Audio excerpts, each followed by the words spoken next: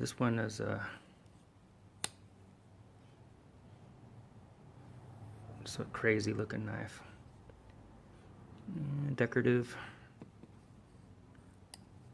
Let's see what it says here. This is by. There's no nail nick in it here. Let's see here. Sharper. Okay, and last we have this Canoe knife by Hen Rooster, made in Solingen, Germany.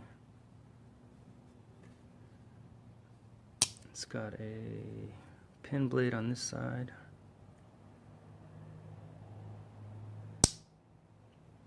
It's got some cool scales, celluloid scales on there. That is it.